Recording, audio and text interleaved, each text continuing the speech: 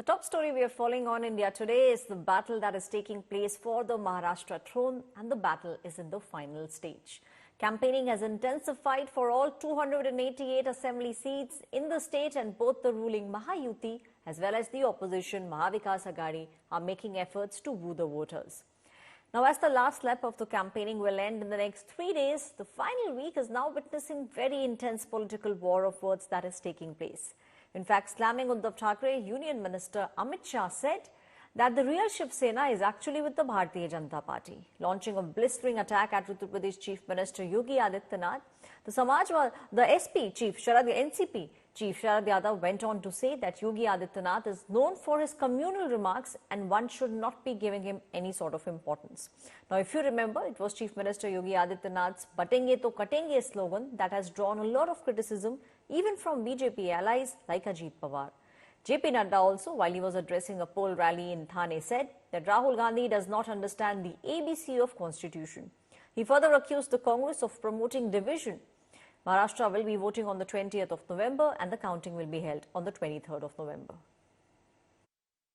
मुझे बताओ भैया, महाराष्ट्र में शिवाजी महाराज के रास्ते पर चलने वाली सरकार चाहिए या औरंगजेब फैन क्लब की सरकार चाहिए?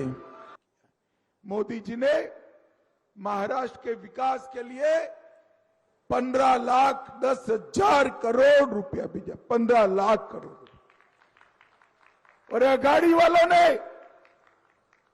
सिर्फ 3,91,000 करोड़। महायुति की सरकार बना दो, महाराष्ट्र का गौरव जो अघाड़ी की सरकार में चला गया था, इसको फिर से प्रस्तापित करने का काम 5 साल में महायुति की सरकार करेगी। कांग्रेस सत्ता में आने से पहले जो वादा किए थे तेलंगाना जनता को, इसमें कोई वादा पूरा नहीं किया है। आज तेलंगाना का स्थिति इकोनॉमिकल क्राइसिस है, फाइनेंशियल क्राइसिस है। किसानों का जो किसानों को पर एकड़ को 15,000 देने का वादा किया, आज तक एक किसान का भी पैसे नहीं मिला है। एक वादा भी पूरा नहीं किया, मगर राहुल गांधी, रेवंत रेड्डी महाराष्ट्र में जाकर झूठ प्रचार कर रहे। तेलंगाना में 6 गारंटीज इंप्लीमेंट हुआ बोल के, फिर ऐसी हम महाराष्ट्र में भी इंप्लीमेंट करेंगे, वोट डालो बोल के बिल्कुल झूठ प्रचार कर रहे, बेशरम प्रचार कर रहे दोनों मिलकर। It has been 48 hours since I invited Aditya to have a debate on what he has done for Worli, for Mumbai, for Maharashtra, what he intends to do. I've still not heard back from him, no response yet. So till then I've kept this chair empty for him. There are many issues. In Worli, housing is a big issue. Mumbai, infrastructure is a big issue. And biggest issue in my opinion is that we have to finish the speed breaker politics. That is our biggest goal. Where you oppose everything for the sake of opposing, that is something we have to put an end to in Maharashtra. 15 तारीख को मैं महाराष्ट्र भी जा रहा हूं, BJP और NDA गठबंधन के कई प्रत्याशियों के लिए प्रचार करने।